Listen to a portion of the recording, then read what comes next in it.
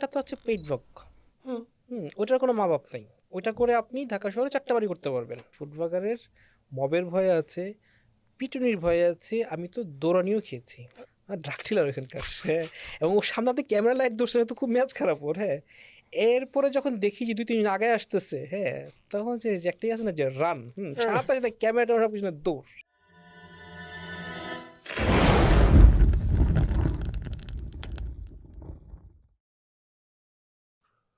কখনো ঢাকা শহরের কোনো একটা দোকানে, কখনো ঢাকার বাইরে, কখনো ঢাকার কারোর বাসায় একটা মানুষ খেয়ে যায়। খাবারটা কেমন সেটা বলে, কখনো কখনো ছোট ছোট করে ইতিহাস বলে। মানুষকে আসলে তো খেতে পারে? অনেক টেবিল ভর্তি খাবার থেকে প্রত্যেকটা আইটেম খাওয়া কি আসলেই সম্ভব? এইগুলো নিয়েই আজকে কথা বলবো। আমাদের অনেকেরই পরিচিত বাংলাদেশের, আমি বলবো যে ফুড ব্লগের, মানে ফুড ব্লগিং যার হাত দিয়ে শুরু, খালেদ সাইফুল্লাহর সঙ্গে। খালেদ সাইফুল্লাহ, আপনাকে স্বাগত থ্যাংক চর্চায়। ইউ সাজু ভাই, আপনি কেমন আছেন? আমি আছি ভালো, আপনাকে দেখে আরও বেশি ভালো লাগছে। কেন বলেন তো? কারণ আপনার সঙ্গে আমার 2022-এর পরে আজকে প্রথম দেখা হলো, হ্যাঁ, কথা হয়েছে দু একবার। হ্যাঁ। আর আপনি তো সেই মানুষ যিনি কথা দিয়ে কথা রাখেন না, কেন সেটা দর্শকদের একটু পরে বলছি আর কি।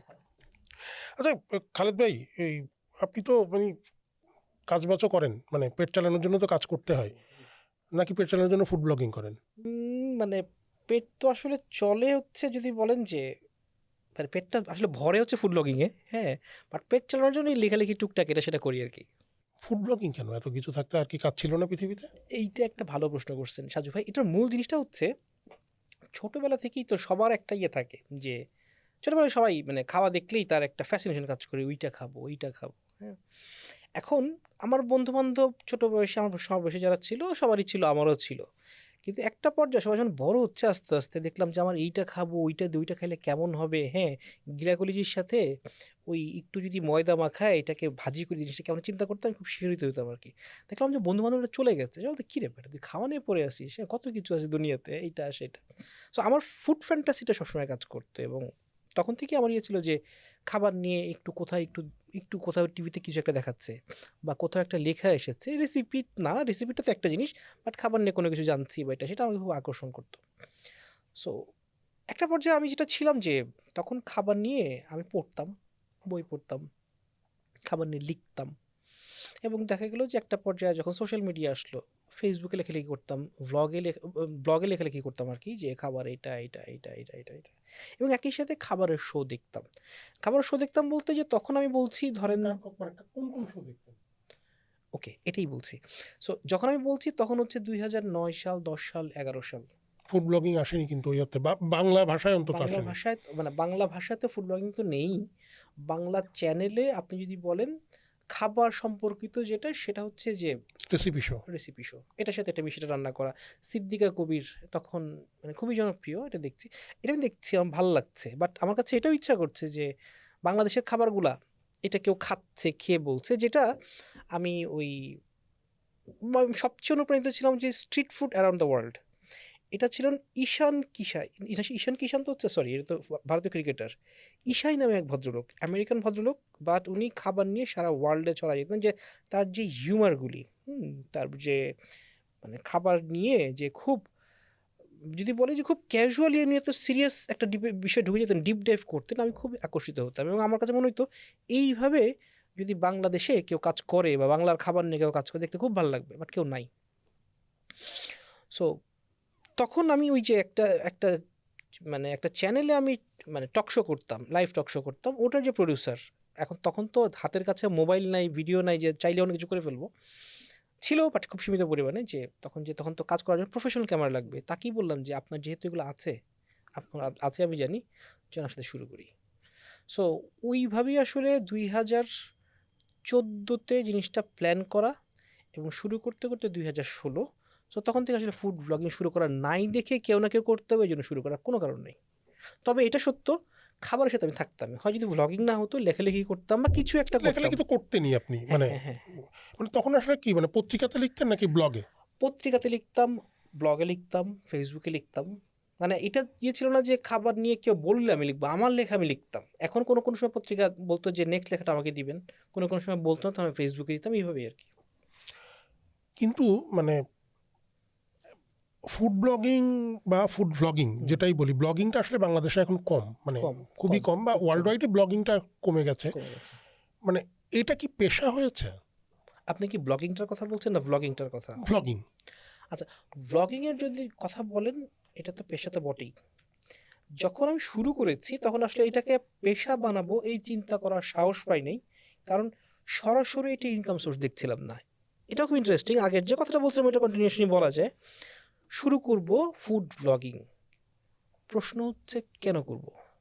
কারণ এটা করাটা, ফুডটা আমার একটা নেশা, কিন্তু এটা তো আমার নেশা। আমার যে কাউন্টার পার্ট ফারুকি ভাই, যিনি এটার প্রডিউসার, ওনার তো নেশা না। অন্য কথা হচ্ছে আপনি কোনো কিছু একটা করেন এবং আপনি যেহেতু মানে একসাথে আমরা কাজ করছি, আমি জানি আপনি বুঝতে আপনারা চালাই দিতে পারবেন, কিন্তু এটা করে আমার লাভ কি? আমি কেন করবো? সো আমি করবো যদি এটা মানি মেক করতে পারি, এবং এটা দরকার আছে আসলে, এই জন্যই আসলে আমার কাউন্টার পার্ট এরকম থাকা দরকার, বা যদি কেউ থাকে। সো উনি চিন্তা করেন প্রথমে যে এটাকে টেলিভিশন চ্যানেলের কাছে সেল করবেন। তো এই সেলটা করার তখন আমার মাথায় আসলো যে এই যে আমরা বাসায় যাই 2010 সাল 11 সাল বা তখনই যেতাম, বা 13-14 সালেই টিভির সামনে তো আমার জায়গা পেতাম না। হয় আব্বা এখানে খবর দেখছেন, অথবা আম্মা সিরিয়াল দেখছেন। আমাদের বয়সী যারা ছিল তারা কি করবে, ঘরে যে তখন তো মোবাইল এরকম আপনি স্ক্রল করবেন এই সুযোগটাও নাই, তখন আপনি যে ল্যাপটপ খুলে ওটার মধ্যে দেখবেন। সো তখন আমরা চিন্তা করলাম যে ওকে, টেলিভিশনের কাছে দরকার হলে পরে সেল করা যাবে, আগে তো মানুষের কাছে পৌঁছানো দরকার, আমরা যে কিছু একটা করতে পারি এই বর্ষাটা তো দরকার। সো আমরা কেন ইউটিউবে শুরু করি না? এবং তখনও কিন্তু ইউটিউব বাফার হয়। প্রচণ্ড ব্যাপার হয়, মানুষের দেখছে কি না দেখলে আবার ইয়ে করে, অনেক কিছু থাকে। এবং আমাদের তখন এটাও ছিল মাথায় ছিল যে এইটা আলটিমেটলি ইউটিউব চ্যানেলের যে কতটুকু গ্র্যাভিটি, এইটাও আসলে ঠিক আমরা তখন মেজার করতে পারছিলাম না আদৌ এটা গ্র্যাভিটি আছে কিনা। এই জন্য আমরা এটা করেছি একটা কমন নাম নয়, যে আমাদের মূল থাকবে একটা ওয়েবসাইট। সো ওয়েবসাইটের নামটাই সব জায়গায় মানে যাবে, এই জন্য খাইদাই.com। কারণ তখন আমরা জানতাম যে খাইদাই ইটসেলফ একটা নাম হতে পারে, যেটা ছড়াতে পারে।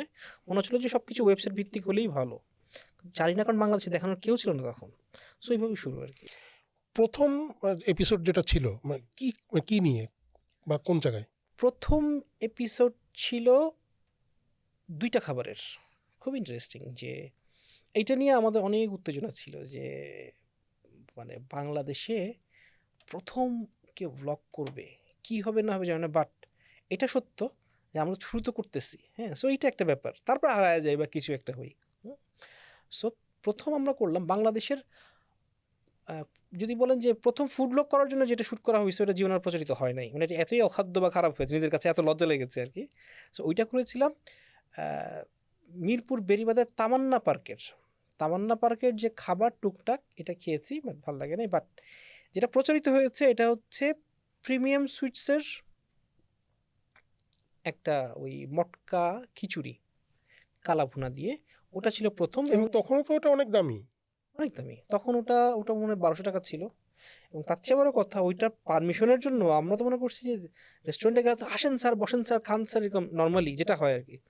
এই ক্যামেরা দেখে জিনিসটা তো অনেক পারমিশন ব্যাপারে, তখন আমরা প্রথম টের পেলাম প্রথমবার করতে গিয়ে আর কি, পারমিশন ব্যাপার আছে। এটা সত্য যে আপনি তার রেস্টুরেন্টে ঢুকলে তাদের ব্যাপার স্যাপার থাকবে, তারা এটা আসলে প্রচলিত দিতে চায় কি না বা কোনো কিছু। এটার আরও খুব ইন্টারেস্টিং ব্যাপার আছে, আমি আপনাকে বলবো যদি পাই। সো প্রথম ছিল এই প্রিমিয়াম সুইটস, এবং একই সাথে অর্থাৎ তারপরের যে শ্যুটটা করলাম এটা ছিল সম্ভবত একটা আনারস, রাস্তার ধারে একটা আনারস। ওই 2টা অ্যাট এ টাইম একই সাথে আপ হয়েছে আর কি। সো ওইটাই প্রথম। আমি ওই যে মানে পেশার একটা কথা বলছিলাম যে জি। মানে পেশা যদি ফুড ব্লগিং হয়ে থাকে, তাহলে বাংলাদেশে মানে কেউ যদি এখন চায় যে সে ফুড ব্লগিং করবে, ফুড ব্লগিংটাই করবে, সে অন্য কোনো হুম, পেশার সঙ্গে নেই। হুম, উম, আপনার সঙ্গেও যেটা কথা হচ্ছিল যে আপনার একটা কাজ করা লাগে, পাশাপাশি আপনি ফুড ব্লগিংও করেন। মানে যাদেরকে আমরা চিনি তাদের প্রত্যেকেরই একটা প্রফেশন আছে, পাশাপাশি সেটাও করে। শুধু ফুড ব্লগিং করলে কি টিকে থাকা সম্ভব ঢাকা শহরে? অবশ্যই সম্ভব, খুব ভালো করে সম্ভব। কত ইনকাম হয় ফুড ব্লগিংয়ে? আমি যদি বলি যে একটা তো আছে পেইড ব্লগ, হুম। ওইটার কোনো মা বাপ নাই, ওইটা করে আপনি ঢাকা শহরে 4টা বাড়ি করতে পারবেন। এটা যে কোনো পেশাতেই সম্ভব, একটু যদি এটা সেটা হয়, হ্যাঁ, আন্ডার দ্য টেবিল কিছু একটা হয়। বাট এটা ছাড়া আন্ডার টেবিল কেন হবে? মানে আমি বলছি যে পেইড ব্লগ তো হতেই পারে, মানে আপনাকে যদি অবশ্যই পারে। আপনাকে কোনো রেস্টুরেন্ট যদি তার ফুড রিভিউ করতে ডাকে এবং সেটা যদি আপনার সঙ্গে তার একটা ব্যবসায়িক চুক্তি থাকে, ওটা তো খারাপ কিছু না। এখন কথা হচ্ছে এই চুক্তি অনুযায়ী আপনি তার খাবার শো করতে পারেন, ওকে আমি আপনার খাবার শো করছি, অথবা ঘোষণা দিচ্ছি যেটা একটা বিজ্ঞাপন। কিন্তু এটা যদি না হয়, আপনি খাবারটা জাজ করতে যাচ্ছেন ওখানে, ইউ আর দ্য রিভিউয়ার, হ্যাঁ আপনি এখানে রিভিউ করছেন এই খাবারটা আমার কাছে 10/6, এটা যদি আপনি তার থেকে এই একটা পেমেন্ট নিয়ে এটা বলেন, তাহলে এটার তুলনা এটার মানে ভ্যালুটা হারায়। এটা হচ্ছে পয়েন্টটা, যে ফাইন তখন আপনি বলতেই পারেন যে এই খাবারটা এখানে আছে, আমি খাচ্ছি এটা, আমি খাচ্ছি এটা, ওটারও একটা টাইপ। কিন্তু ওটা না করে আপনি যদি এটা জাজমেন্টে যান বা এটা জাজ হয়ে আপনি যান যে খাবারটা আপনার কাছে কেমন লাগছে, আপনার জিভের উপরে অনেক মানুষ ডিপেন্ড করছে তারা এতে খেতে যাবে কি যাবে না। সো যখন আপনি পয়েন্ট আউট করছেন এবং এটা পেমেন্টের বিনিময়ে করছেন, ওই জায়গাটা আপনি হারান। এটা হচ্ছে মূল জিনিসটা। কিন্তু এটা ছাড়া আপনি যেটা বলছেন যে যে আপনি এটার হয় কিনা, এটা দিয়ে মানুষ চলতে পারে কিনা, পেশা হিসেবে নিতে পারে কিনা, আমি আমার ফেলো ফুড ব্লগার আমি কয়েকজনকে চিনি যারা আসলে এটা করেন না। এটা না করে তারা ডিপেন্ড করেন হচ্ছে রেভিনিউর উপরে, অর্থাৎ ইউটিউব রেভিনিউ, ফেসবুক রেভিনিউ, এটা দিয়ে তারা চলছেন। এবং খুব বেশি টাকা তো দেয় না ইউটিউব, ফেসবুক। এটা দিয়ে তারা ঢাকা শহরে বাড়ি করেছেন, এটা দিয়ে তারা গাড়ি করেছেন। মানে আমি বলছি যে শুধু ইউটিউবের টাকা, শুধু ফেসবুকের টাকা, শুধু ইউটিউবের টাকা, শুধু ফেসবুকের টাকা। আপনি মানে এক ফেসবুকে যদি আপনি $2,000 রেমিটেন্স পান প্রতি মাসে শুধু ফেসবুক থেকে, তাহলে আমি চাকরি করবো না। এক্স্যাক্টলি। না, কিন্তু সেটা ফেসবুক আসলে কি দেয়? অবশ্যই দেয়। আমি পাচ্ছি না কারণ আমি ওই এফোর্টটা দিচ্ছি না। আপনি যখন, এটার ব্যাপারে খুব একটি ইন্টারেস্টিং ব্যাপার যে প্ল্যাটফর্মগুলো খুব ভালো করে বুঝে ফেলে যে আপনি আপনার এফোর্টটা দিচ্ছেন না ফাঁকি দিচ্ছেন। যখন আপনি আপনার হার্ট অ্যান্ড সোল এফোর্ট দিবেন, ও আপনাকে দিবে। যেমন আমার কথা আমি বলি, আমার তো ফুড ব্লগার হয়ে যাচ্ছে 10 বছর, কিন্তু আমি প্রাণপণে আমার চাকরিটাকে আঁকড়ে রেখেছি, কারণ আমি এটা ভালোবাসি, আমি লেখালেখি করতে ভালোবাসি। সো ওইটার জন্য আমার সপ্তাহে 6 দিন যাচ্ছে, আমি একদিন সময় পাচ্ছি ওই যে আমি জান দিয়ে দিচ্ছি ফুড ব্লগের জন্য। বাট ফেসবুক ওইটাও বোঝে কে একদিন সময় দিচ্ছে আর কে 6 দিন সময় দিচ্ছে বা 5 দিন সময় দিচ্ছে, বা ইউটিউব এটা বোঝে, ওকে দেয়, ও ভালো করে দেয়। সো ওই আপনার শুটিং, এডিটিং, টাইমিং, ট্রেন্ডগুলো বোঝা, প্ল্যাটফর্ম যখন দেখছি যে আপনি এগুলো খুব ভালো করে অ্যানালাইসিস করছেন, বুঝতে পারছেন, তার মানে আপনি এফোর্ট দিচ্ছেন, তাতে এগুলো বুঝতে পারছেন, কোনোটাই কোনো রকেট সায়েন্স না, সময় দিচ্ছেন দেখেই পারছেন, ও আপনাকে দিবে। আমি একটু অফ টপিকে যাই। আপনার মানে অফ ক্যামেরা কিছু কথা হচ্ছিল, তখন আপনি বলছিলেন যে খুব এই মাসেই মানে আপনার 10 বছর পূর্ণ হচ্ছে। মার্চের 21 তারিখ। দর্শক, মার্চের 21 তারিখে যদি ঈদ উল ফিতর হয় আর ওই দিন কিংবা তার আগে পরে কোনো একটা দিন আপনারা দেখেন, তাহলে এই ভিডিওটা দেখতে দেখতেই খালেদ সাইফুল্লাহ এবং খাইদার.কমকে আপনারা অভিনন্দনটা জানিয়ে দিতে পারেন, কারণ 10 বছর হচ্ছে বাংলা ফুড ব্লগের 1 দশক। বাংলা ফুড ব্লগের এই কথাটা আমি একটু এই কারণেই বললাম, ফুড ব্লগ হয়তো অন্য দেশে আগেই শুরু হয়েছে, খালেদ সাইফুল্লাহ কিন্তু এই ক্ষেত্রে পথিকৃৎ। আমার অনেক পছন্দের ব্লগার আছেন, অবশ্যই খালেদ সাইফুল্লাহকে পছন্দ না করলে আমি আনতাম না, মানে এই কথা বলতাম না, কিন্তু এটা একটা ঘটনা যে বাংলা ফুড ব্লগ 10 বছর, 1 দশক, তার মানে এটা নিজের কাছে পরীক্ষারও সময় চলে এসছে যে 10 বছরে কি করলাম, এরপরে কি করব, কি প্লাম আর কি প্লাম না। তাহলে সামনে কি 10 বছর পরে? সামনে কি জানি না ভাই, কিন্তু মানে আমাকে যদি বলেন, আচ্ছা আমি ওইটা একটু পরে আসছি। মানে এখন তো অনেকে চেনে, খাইদার.কমকে চেনে, খালেদ সাইফুল্লাহকে চেনে, সেটা ইউটিউব দেখলে বোঝা যায় যে খালেদ সাইফুল্লাহকে অনেকে চেনে। কিন্তু যখন এই খ্যাতিটা ছিল না, তখনকার অভিজ্ঞতাগুলো কেমন ছিল? মানে কোনটা রেস্টুরেন্টে গেছেন, মানে দূর দূর করে তাড়িয়েও তো দিয়েছে, এরকম হয়েছে না? আমি খুব ইন্টারেস্টিং কথা বলি, এটাই বলছিলাম যে এই যে শুরু করার পরে যে শুরুর যে একটা প্যারা, এইটা যে নিতে হয়, এটা যে কত একটা ব্যাপার। যখন শুরু করেছি তখন তো তখন তো এইরকম ছোট ছোট ক্যামেরা না, তখন বড় ক্যামেরাগুলা, তারপরে এই বুমগুলা ছিল, সাউন্ড বুমগুলা, এগুলো নিয়ে যেতাম। সো কেউ বুঝতো না আমরা ফুড ব্লগ করতে আসছি। মানুষ কি মনে করতে বলেন তো? সিনেমা, না নাটক, না, বলেন তো আরেকটা বলেন। রিপোর্ট। না, মানুষ মনে করতো ম্যাজিস্ট্রেট আসছে। ও হ্যাঁ, ম্যাজিস্ট্রেটের সঙ্গে সবাই মিলে যায়। হ্যাঁ, এই ক্যামেরা ট্যামেরা নিয়ে যায়। এবং তখন একটা ইয়ে ছিল, ধরেন 2016 সাল 17 সালে আমার প্রচুর এরকম গেছে, স্যার ম্যাজিস্ট্রেট স্যার আইসেন না, এই ধরেন স্যার 20,000 টাকা, হ্যাঁ আপনার এখানে আইসেন না স্যার, আমরা রং টং যা আছে সরাই ফেলতেছি এই। সো ব্যাপারটা ছিল ওইটা তখন। হ্যাঁ, এবং প্রচুর জায়গায় বাধা পেয়েছি মানুষ বুঝতোই না, মানে হোয়াট ইজ ফুড ব্লগ। আপনি তখন ফুড ব্লগ কথাটাই বললেই হবে না না। না না, কানে হ্যাঁ, আসেনি। তখন আপনাকে বলতে হবে যে ভাই আপনার এই রেস্টুরেন্টের খাবারগুলো আমরা একটু ভিডিও করতে আসছি, হ্যাঁ ভিডিও করে আমরা অনলাইনে ছাড়বো। এই টাউনে বললে তখন কেউ কনভিন্স হতেন, কেউ হতেন না। এবং তখন তো জিনিসটা একটা ব্যাপার ছিল যে ক্যামেরা নিয়ে কেন আসে, খুব সন্দেহের ব্যাপার। এখন যেমন ক্যামেরার ব্যাপারটা মানুষ অনেক ওয়েলকামিং, ওকে ক্যামেরা নিয়ে আসছেন, এটা আমার ভালোর জন্য বা এর জন্য কিছু একটা বা দূরবর্তী থাকতে পারে, বাট তখন পুরোটাই ছিল নেগেটিভ। এটা ছিল একটা বাধা, সেটা ছিল রেস্টুরেন্টে। আরেকটা বাধা হচ্ছে, এটা ছিল আমাদের একটা কালচার। আমাদের দেশে কেউ খাচ্ছে, বা এটা সব জায়গাতেই মোটামুটি, কেউ খাচ্ছে তার দিকে তাকিয়ে থাকাটা বা খাবার দিকে তাকিয়ে থাকাটা অভদ্রতা। সো আমার যখন এই চ্যানেল যখন শুরু হলো, প্রথম দিকের 90% কমন ছিল যে একটা বেটা ছেলে কপ কপায় হাত দিয়ে মাখায় ভাত খাচ্ছে, এইটা আমি আমার মনিটরে বা স্ক্রিনে কেন দেখবো? হ্যাঁ, সো এই প্রশ্নগুলো এবং এটার কারণে এ মানুষ নিতে পারে না, নিতে না পারে, এটা কালচার ব্রেক করা ওদের কাছে জিনিসটা। ভয়াবহ বাজে কথা, গালি, আর এখন তো মুখবাং চলছে। হ্যাঁ এখন তো কত কত মিলিয়ন ভিউ হচ্ছে মুখবাংয়ের। ভয়াবহ অভিজ্ঞতা। এবং আমাকে যদি বলেন যে প্রথম দিকে ভাই আমিও তো পাবলিক পার্সন ছিলাম না, সো এইটা আমার জন্য এটা খুব ইয়ে যে একটা মানুষ যাকে চিনে যায় না অবলীলায় বাজে কথা বলতেছে, বডি শেম করছে, হ্যাঁ এই করতেছে সেই করতেছে, গালি দিচ্ছে, পশু পাখির কথা বলছে আমার সাথে, এইগুলো আমি কেন নিবো বা ইয়ে করবো? আমার ডিরেক্টর সাহেব মানে তখন মানে কানে ছিপি লাগায় রাখতো, ভাই এগুলো মুছেন রাখেন, এগুলো কী করেন, শো দিয়েন না, বাদ দেন এই দিন। চুপচাপ সে তার কাজ করতেছে, এসে করতেছে, শুনতেছে না এসে করতেছে। পরে এক সময় আসলে যা বুঝলাম যে এইখানে আসলে গায়ের চামড়া, আপনাকে যদি কেউ ভালো ফিডব্যাক দেয় এবং ভালো করার জন্য খারাপ ফিডব্যাক দেয়, ওইটা আপনাকে খুব ভালো করে নিতে হবে, চামড়ার মধ্যে হুল ফুটাবেন এটা যে আমাকে এটা বললো, এটা সত্য, আমি পারি না এটা। কিন্তু যেটা কথা বলার জন্য বলতেছে, ওই ব্যাপারটা আসলে গায়ে মাখানো যে উচিত না, এবং নিলে যে আপনি বাঁচবেন না, ওইটা তখন শিক্ষা আর কি। আমি এই জায়গাটা নিয়ে না আরেকটু বিস্তারে আলাপ করবো। তার আগে আরেকটা জিনিস, আমরা একটু মানে এই যে পেইড ভ্লগ বা এটা নিয়ে কথা হচ্ছিল, আপনার কাছে ধরেন আমার রেস্টুরেন্ট আছে, আমি খালেদ সাইফুল্লাহ বা খাইজা.com-কে অ্যাপ্রোচ করলাম যে ভাই আপনারা আসেন, আমার দোকানের খাবারগুলো একটু দেখান, একটু রিভিউ করেন, আমি আপনাকে এই টাকাটা দিব। এটা তো অনৈতিক না? অনৈতিক তো আমি বলছি না, অনৈতিক না। না, কিংবা এটাও হতে পারে যে আপনি হয়তো একটা নির্দিষ্ট পরিমাণ টাকাই আপনি হয়তো চার্জ করেন, সেটা আপনি বললেন যে না ভাই আপনি তো আমাকে 2 টাকা দিতে চাচ্ছেন, কিন্তু আমি তো আসলে 2.5 টাকার নিচে কাজ করি না। হ্যাঁ ওকে ফাইন, আমি 2.5 টাকা দিলাম। খালেদ সাইফুল্লাহ আমার রেস্টুরেন্টে আসলো, খেলো, খাবার কেমন লাগলো বললো। আমি তো খালেদ সাইফুল্লাহকে টাকা দিয়েছি। খালেদ সাইফুল্লাহ মানে এখানে ফুড ব্লগকে বলছি, ফুড ব্লগারকে। হ্যাঁ, মানে সে কি আমার খাবার যদি খেতে ভালো না হয় সে কি বলবে? না, বলবে না, সে তখন জিনিসটাকে ঘুরায় ফেলবে আর কি।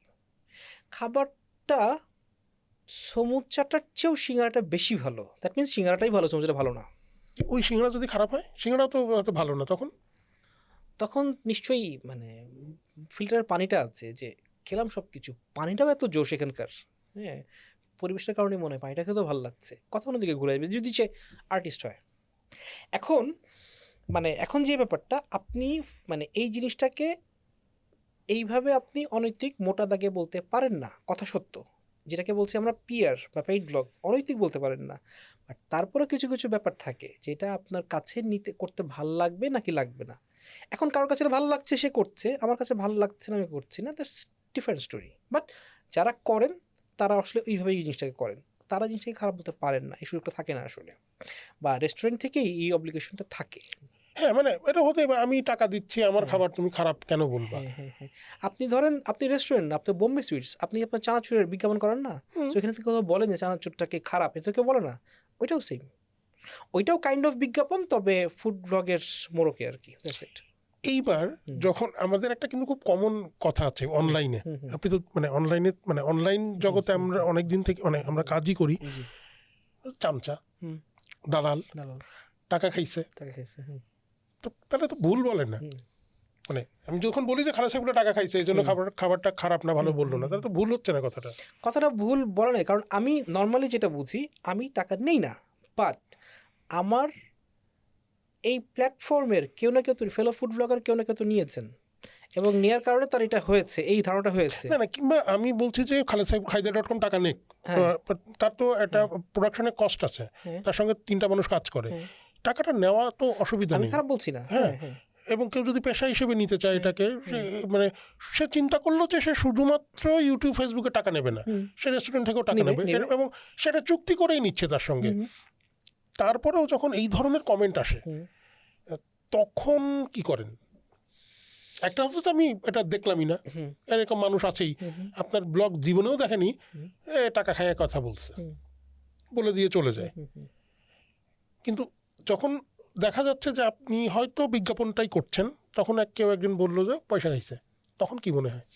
তখন তো আমি বলে দিই, হ্যাঁ ভাই, এবার মানে পয়সা খাইছি, কেমন জিনিসটা, বিজ্ঞাপনটা কেমন হয়েছে বলেন। হ্যাঁ, তখন জিনিসটাকে আমি অ্যাপ্রোচ করি, কারণ তাকে, মানে আমি তাকে যেটাই বলি, তার মাথার মধ্যে ওই যে পারসেপশন একটা রেডি হয়ে গেছে যে ও এইটাই করছে, হাজার বড় তাকে লাভ নেই। সো আমি তখন তাকে তার মধ্যে করে সহজ করে কেউ বলি।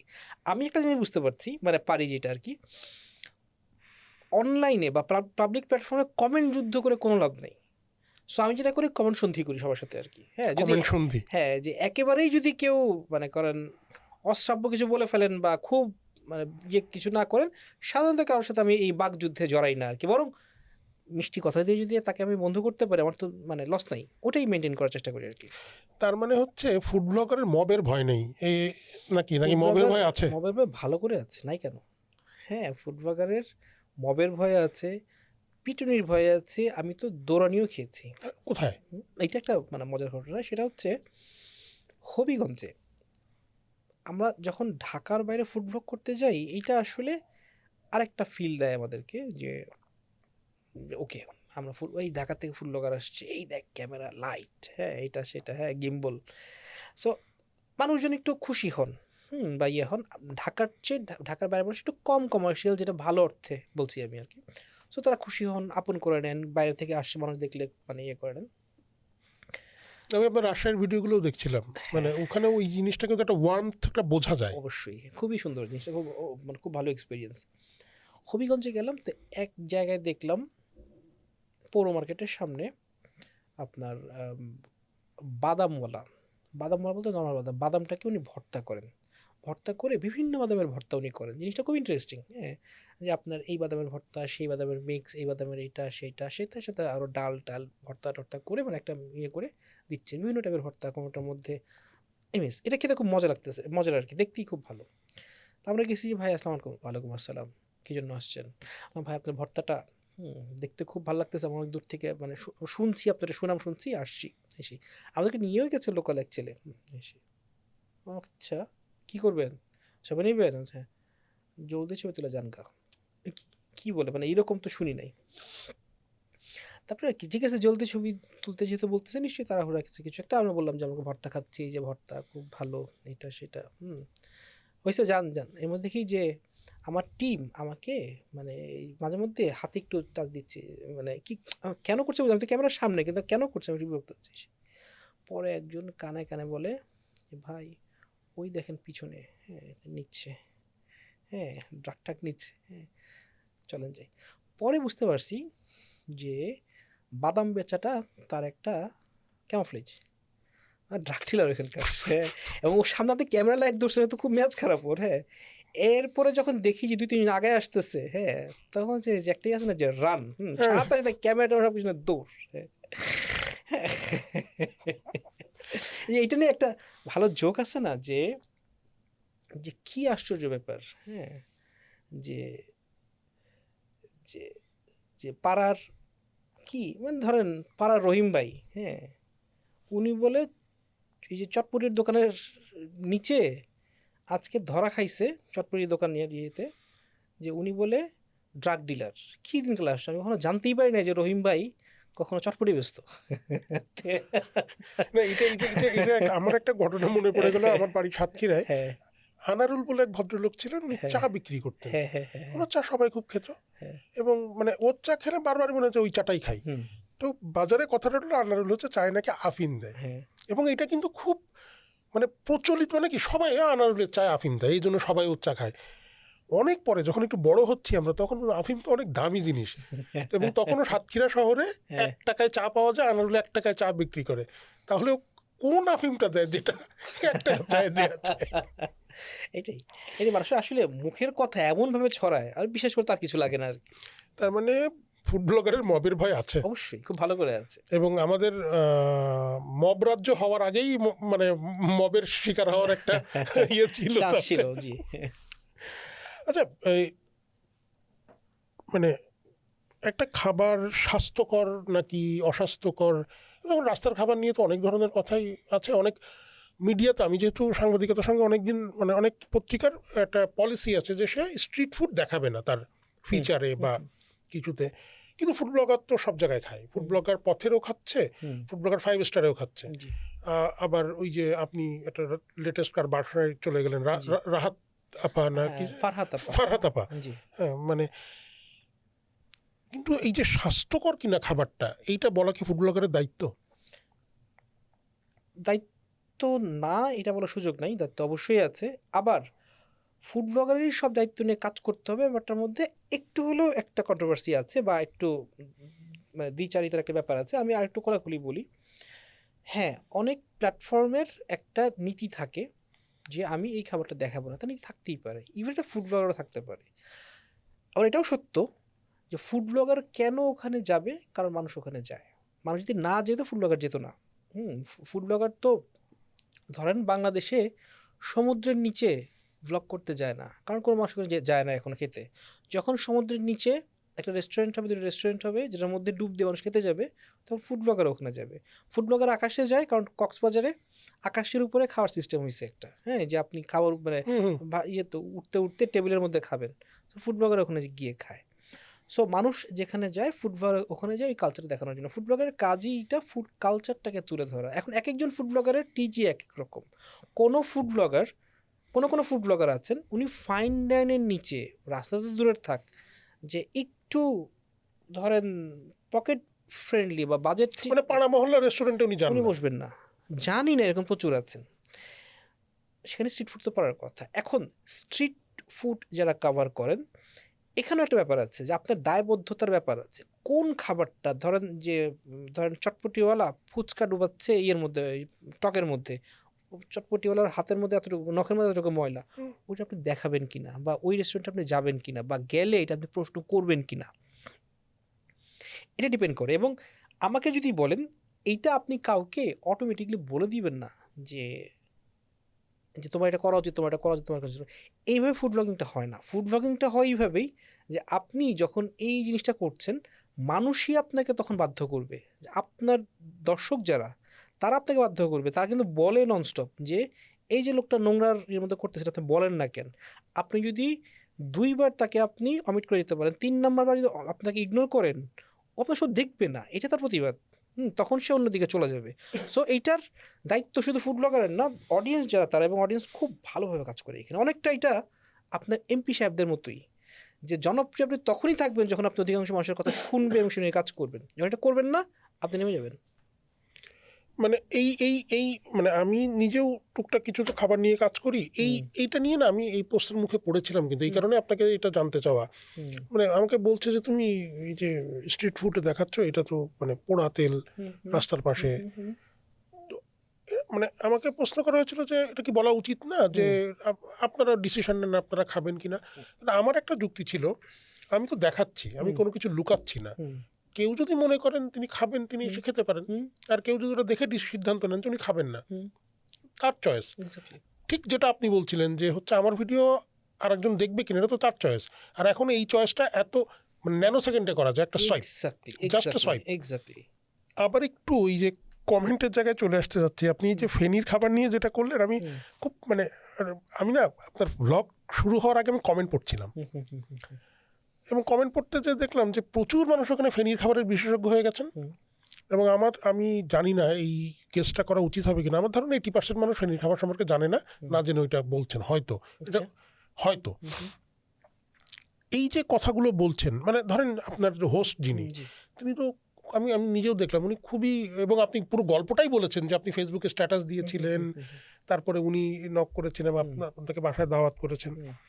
এই মানুষটা একটু কোনো, তার তো কোনো স্বার্থ নেই। না। সে একজন ফুড ব্লগারকে হয়তো সে আপনার ভিডিও পছন্দ করে, স্বার্থ কিন্তু থাকতে পারতো ভাই, মানে আমারও ওইটাই ইয়ে ছিল যারা এই ধরনের দাওয়াত যারা করেন, তারা হয়তো তার একটা ক্লাউড কিচেন আছে, ক্লাউড কিচেন বা পেজ আছে, হ্যাঁ, তার মনে হয় নেই, মনে হয় কিচ্ছু নেই তার।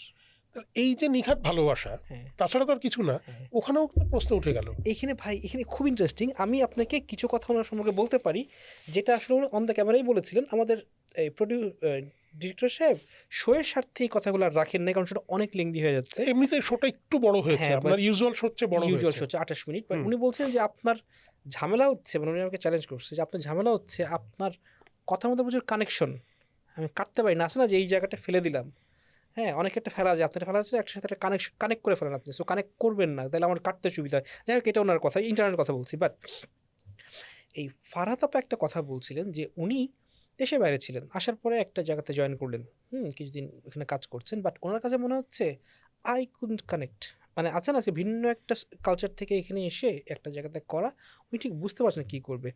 ওনার বাবা ওনাকে বললেন কানেক্ট থ্রু ফুড, তুমি তোকে খাওয়াও, কারণ তোমার এটা তোমার শক্তি, তোমার রান্নার হাত ভালো। সো উনি করলো কি, কিছু খাবার নিয়ে ওনার আশেপাশের রুমের যারা আছে 10-12 জন তাদেরকে খাওয়াইলো। এই ফারহাদ তুমি তো খুব ভালো রান্না করে, কেমনে করো, এটাই সেই করে কানেকশন শুরু। এবং আস্তে আস্তে যেটা হইলো যে পুরো অফিস ওনার খাবারের ভক্ত, এবং ওটা খাবারে থাকলো না, ওদের কালচারের সাথে বা ফারাতাবের কালচারের সাথে তারা মিক্স হয়ে গেল। সো কানেকশন থ্রু ফুড, এই যে ব্যাপারটা কাজ করে, এইটা হচ্ছে ওনার সাথে যখন ড্রয়িং রুমে বসে আড্ডা দিচ্ছিলাম, যেটা একেবারেই না ইস্যুয়ের মধ্যে, বাট অন ক্যামেরা ছিল, এই জন্যই বলছি। সো ওনার পুরো আলাপটা ছিল খুবই অ্যামেজিং জিনিসটা, এবং আমি তখন থেকে আসলে সোল্ড, উনি যাইটাই করবেন। বা এই যে খাবারের কথা বলছেন না, যে ফেনীর খাবার কিনা, এটাও কিন্তু শোয়ের মধ্যে মাঝখানে এক জায়গাতে আছে, যে এইটাই হচ্ছে ওই জায়গাটা টুইস্টটা, যেটা আমি এখনও মানে ইয়ে করছি না, যে ওখানে আর মানে বলি না আর কি কমেন্টে, বাট ওনাকে আমি জিজ্ঞেস করছি, কারণ এই চ্যালেঞ্জটা আমার থেকেও ছিল। আমি তো আসলে বিভিন্ন জায়গার যে খাবার খেয়েছি, হয়তো বা ফেনীর খাবার এক্সপার্ট আমি না, কিন্তু অন্য জায়গায় খাবারটা খেয়েছি। এই যে নুইন্না শাক দিয়ে গরুর গোশত, যেটা উনি নুইন্না শাকটা এই সময় সিজন নাই দেখে পালং দিয়ে করেছেন, এইটা তো একেবারে মানে পুরান ঢাকার খাবার, এক্স্যাক্টলি, মানে একেবারে হার্ট অ্যান্ড সোল পুরান ঢাকার খাবার। তা পুরান ঢাকার কোন জায়গা? সব জায়গার না, নবাবগঞ্জের খাবার, কেরানীগঞ্জের খাবার, এর বাইরে এটা পাবেন না, কারণ নদীর এই দুই ধারেই নুইন্না শাকটা হয়। সো আমি জিজ্ঞেস করলাম যে এইটা আপনি কেন খাইছেন, বা এইটা আপনি ফেনীতে কেন খাইছেন? তো ওনার কিন্তু আনসার খুব সহজ ছিল, উনি কিন্তু ফেনীর খাবারের বিশেষজ্ঞ দাবি করে না, উনি বলছে এই খাবারগুলো উনি ছোটোবেলায় ওনার দাদির হাতে, ওনার মায়ের হাতে খাইছে, এই রান্নাগুলো উনি করে খাওয়াইছে, দ্যাটস ইট। হ্যাঁ, উনি কখনোই দাবি করে না যে এইটা একেবারে অথেন্টিক ফেনীর খাবারই। এটা খুব স্বাভাবিক যে খাইসা এটা চিটাঙের খাবার, উনি এটা ফেনী চিটাঙের কাছে, এটা এখানেও আসছে, তার মানে এইটা উনি কিন্তু মেজবানও খাওয়াইতে পারতো ইভেন। বা মরিচ খোলা যে জিনিসটা, এটা ওনাদের খোলা যায় ওনাদের। কিন্তু এই যে নারকেল দিয়ে হাঁসের মাংস, উনি বলছেন যে এইটা আমরা সবসময় খাই, অথচ প্রচুর মানুষ কমেন্ট করেছেন যে নারকেল দিয়ে হাঁসের মাংস ফেনীর খাবার না। সো কনফ্লিক্টগুলো থাকবে। নারকেল দিয়ে হাঁসের মাংস কিন্তু, মানে নারকেল ঠিক না, নারকেলের দুধ দিয়ে হাঁসের মাংস কিন্তু আমাদের সাতক্ষীরাতে শীতকালে খুব খাওয়া হয়। এক্স্যাক্টলি, হ্যাঁ। এবং নারকেল দুধ ছাড়া যে হাঁসের মাংস হয়, এটা আমরা অনেক বড় হওয়ার পরে সাতক্ষীরার বাইরে এসে বুঝেছি যে নারকেল দুধ ছাড়া হাঁসের মাংস হয়, তাই না? খুব ইন্টারেস্টিং। সো আমি আসলে যে জিনিসটা মানে এখানে ফিলটা পেয়েছি, এই খাবারটা আপনার আসলে ফেনী অঞ্চলের খাবার বলে, বাংলাদেশের মানুষ তো মানে খুব ছোট জায়গা তো, সো একটা কালচার সাথে একটা কালচার খুব মানে মিক্সচার ঘটছে। এক্স্যাক্টলি একটা দুইটা আইটেম আপনি একটা অঞ্চলে পাবেন না, মিক্সচার হয়েছেই। সো উনি ওই মিক্সচার হওয়া খাবারটাই একটা জিস্ট আমাদের সামনে তুলে আনছেন, যে এটা ফেনী অঞ্চলের মানুষ এগুলো কম বেশি এটা সেটা বা কিছু পারমিশন কম্পিটিশনে কিছু একটা খায়। সো ফাইন, জিনিসটা ভালো লেগেছে এই কারণে আর কি। আমি আসলে মানে কমেন্টগুলো না অনেক সময় অনেক কিছু শেখায়, আবার অনেক সময় অনেক কিছু এটা বোঝায় যে এইটা করো না কিংবা এইটা করো। আর সবচেয়ে বড় যে জিনিসটা আমাকে শেখায়, ডোন্ট রিয়াক্ট। মানে এটা আমি মাঝে মাঝে পারি না, কিন্তু করতে হয় আর কি, কিছু খুব করার নেই। আপনি এই কথা বলতে বলতে এই যে অথেন্টিক খাবারের একটা কথা বললেন, আমার কাছে মনে হয় যে আসলে পৃথিবীতে কোনো কিছু অথেন্টিক না। এক্স্যাক্টলি, ফুড ব্লগাররা খুব অথেন্টিক শব্দটা ব্যবহার করে, কেন বলুন তো? এটা খুব ইন্টারেস্টিং, মানে এটা কেন আমি আপনাকে মানে আমার কাছে যেটা মনে, আমার ফিলটা যেটা ভাই এটা বলি, এই অথেন্টিসিটিটা ফুড ব্লগারদের চেয়ে আপনি যদি আরও স্পেসিফিক করেন, বাংলাদেশের ফুড ব্লগারদের মুখে বেশি শুনবেন না। পশ্চিমবঙ্গতে মানে অথেন্টিক বলে পরে মুখে ফেনা তোলে, ওইটার জিনিসটা বাংলা। হ্যাঁ, বাংলা, হ্যাঁ। এইটার মূল জিনিসটা যেটা, এটা হচ্ছে আমাদের ভূখণ্ডটার কথা যদি বলেন, ওইটা ক্রামবোর্ডের মতো, একটা গুটিকে যদি আপনি কী করেন বা একটা অ্যাকোয়ারিয়ামের মাছের মতো, কত দূর আর যাবে? সীমা তো এখানেই শেষ। এখন আপনি ভিসা করে মানে আপনি পাসপোর্ট ভিসা করে উড়াল দিলেন, সেটা ভিন্ন কথা, আপনি জগৎটাকে দেখবেন এই শেষ। বেশিরভাগ মানুষ আমাদের দেশে বৈচিত্র্যটাকে মানতেই পারে না। আরেকটা বড় শিক্ষা, সেটা হচ্ছে আপনি ছোটোবেলা থেকে আপনার মায়ের হাতে যে রান্নাটা খেয়ে বড় হয়েছেন, এইটা পৃথিবীর বেস্ট খাবার আপনার কাছে। এটা আমার কাছে আমার মায়ের রান্নাটা বেস্ট, আপনার কাছে আপনার মায়ের রান্নাটা বেস্ট। তবে এটা ভুল করে বউয়ের সন্দেহ পেলেন না, তাহলে আবার খবর আছে। মানে এটা তো খুবই স্বাভাবিক আর কি। হ্যাঁ, ওই যে শিক্ষাটা হওয়াটা যে হ্যাঁ আমার মায়ের রান্না আমার কাছে বেস্ট, কারণ আমার টেস্ট বাড এভাবে গ্রো করছে। সো ওই টেস্ট বাটটা দিয়ে না আমি পুরো বিশ্বটাকে মাপতে চাই, আপন জিভের বাটখারা দিয়ে। হ্যাঁ, পুরো বিশ্বের পাপ মাপি, নজরুলের কথার মতো আর কি। হ্যাঁ, সো তখন যে জিনিসটা, তখন এই গরুর গোশত যদি আপনি পেঁপে দিয়ে রান্না করেন বা বাঁধাকপি দিয়ে রান্না করেন, এটা গরুর গোশত রান্নার সিস্টেম, এটা অথেন্টিসিটির ধারে কাছে। এই যে অথেন্টিক কথাটা আমাদের কাছে আসে। সো কোনো কিছু আসলে অথেন্টিক এই দাবি করাটা ঠিক না। আমাকে যদি বলেন, হ্যাঁ, মানে আমিও করি না সেটা। অথেন্টিক বলে আসলে কিছু হয় না, তো কিছু হয় না। হ্যাঁ, মানে ধরেন আমার বাড়িতে রুই মাছ মা 2 রকম করে রান্না করতো, আমি 4 রকমের রান্না করতে পারি। তাহলে আমি কেন বলবো আমারটা অথেন্টিক না আমারটা অথেন্টিক? আচ্ছা, এটা আপনি পারবেন না। বাট এটা যদি হয় যে আপনাকে আরেকজন বলতেছে যে সাজু ভাই আপনি আসেন, বা সাজু তুমি আসো, তোমার মায়ের রান্নার মতো রুই মাছ তোমাকে খাওয়াবো। খেয়ে দেখলেন 2 রকম না 4 রকম না 6 নাম্বার রকম একটা দিল, আপনি কি বলবেন না যেটা তোমার মায়ের রান্না না? বলবেন কি না? অবশ্যই বলবো। আচ্ছা, এখন ব্যাপার হচ্ছে আপনি যখন ওইটা অথেন্টিক একটা, অবশ্যই, এটা কিন্তু অথেন্টিক, এটা অথেন্টিক, সবগুলো অথেন্টিক, কিন্তু এটা তো আপনার মায়ের রান্না না। না এক্স্যাক্টলি আমার কথা হচ্ছে এইটা, যে আপনি যখন বলবেন যে কাশ্মীরি ওয়াজওয়ান আপনাকে খাওয়াবে, কিন্তু খাওয়াচ্ছে আপনার যে জাহাজি কালিয়া, আপনি কি বলবেন এটা এটা এটা ওই কাশ্মীরি ওয়াজওয়ান? বলবেন তো না। এক্স্যাক্টলি ওই জিনিসটাই বেশি অনেক জায়গাতে হয়। ভাই এটা তো অথেন্টিক ওয়াজওয়ান না, আপনি অথেন্টিক কেন বলতেছেন এটা? এই যে তখনই এটা, বা কাবুলি পোলাও, হ্যাঁ কাবুলি পোলাও রান্নার তো একটা সিস্টেম আছে। এখন আপনি খাওয়াচ্ছেন আমাদের দেশি পোলাও, তাইলে তার মধ্যে একটু ছোলার সেদ্ধ টেদ্ধ দিয়ে কাবুলি পোলাওটা দিয়ে দিলাম, হ্যাঁ একটু ক্যারামেলাইজড এই গাজর দিলাম, এটা তো না। এখন ওইটার জন্য তখন রেফারেন্স হিসেবে বলা হয় যে ভাই তুমি যেই নামটা বলতেছো এই নামটা ব্যবহার করো না। যেমন আমাকে যদি বলেন আমি রেজালার ভয়াবহ ফ্যান, এবং আমি প্রতিটা যে কোনো বিয়ে বাড়িতে গেলে দোয়া করি আল্লাহ আল্লাহ আজকে রিজিকের একটু রেজালার একটু সাদা পোলাও, রেজালার রোস্ট খাবো, আল্লাহ আল্লাহ। এই রেজালা যখন সামনে পড়ে খুব ভালো লাগে, কিন্তু যদি দেখি ওটা রেজালা না করে গরুর গোশত করে ফেলছে, ঝাল গরুর গোশত, আমার এত মনটা খারাপ হয়। হ্যাঁ, কী করবো, আর আল্লাহ রিজিকে রাখছে, এটাই ছিল, খাইতে হবে। বাট ওই যে তখন আমি বলি যে ভাই রেজালা কেন বললেন, তাহলে এত রেজালা না, হ্যাঁ কেন বলছেন যে রেজালা খাওয়াবে এখানে? এই আপনি কাবুলি পোলাও কথা বলাতে একটা জিনিস মনে পড়লো। বিরিয়ানি নিয়ে আমার যতটুকু পড়াশোনা, যতটুকু খাওয়া, তাতে আমার একটা ধারণা হয়েছে যে বিরিয়ানি আসলে পারস্য থেকে আসেনি, এটা আমাদের নিখাদ উপমহাদেশীয় খাবার। হয়তো কোনো একটা সূত্র ছিল, কিন্তু এখন যে বিরিয়ানিটা আমরা খাই, এবং বিরিয়ানি তো শুধু আমরা ঢাকায় হয়তো কাচ্চি বিরিয়ানিটা পছন্দ করি, বিরিয়ানি তো এই পুরো উপমহাদেশে নানান পদের বিরিয়ানি আছে। তো একবার একটা এরকম আলোচনায় বিরিয়ানি নিয়ে কথা হচ্ছে, আমি বললাম না, বিরিয়ানি ভারতবর্ষের খাবার, ভারতবর্ষের খাবার, কারণ মোগলদের হিসেবে হয়তো হতে পারে, কিন্তু এটা আমাদের উপমহাদেশের খাবার। না তুমি জানো না, এটা বিরিয়ানি হচ্ছে ওখান থেকে এসছে, ওখান থেকে এসছে। এবং উনি 2-3টা দেশের নাম বললো। আমি না কোনোভাবেই চাচ্ছিলাম না যে ওই দেশগুলোর কথা আমি যে গেছি এটা আমি বলবো না। তো আমি বললাম যে তাই ওই দেশ থেকে এসছে, মানে মানে ওখানে কি হয়? হ্যাঁ এখানে এটা হয়, ওইটা হয়, ওইটা। এবার উনি যখন দেখছে রীতিমতো ভুল বলছে, আমি তখন এইবার আমাকে ট্রাম্প কার্ডটা খেলতে হবে। আমি যে ভাই এই 3টা দেশেই আমি গেছি, বিরিয়ানি বলে কোনো জিনিসটা, ওখানে পোলাও খাওয়ায়, পিলাফ পিলাফ, মানে উজবেকিস্তান, কাজাকিস্তান, তাজিকিস্তান, এই 3টা জায়গাতেই হচ্ছে পিলাফ। সাজু ভাই আমার এখানে একটা প্রশ্ন, ভারত উপমহাদেশ যেটা আপনি বলছেন যে ধরেন সম্রাট শাহজাহানের হেসেলে, হ্যাঁ বা এটা কিংবা আকবর বা যে কেউ, হ্যাঁ, কিন্তু ওইখানে তো এটা তো রুটি প্রধান জায়গা, ওইখানে এই বিরিয়ানির উৎপত্তিটা কেন হবে এতগুলো ভাতের কান্ট্রি থাকতে?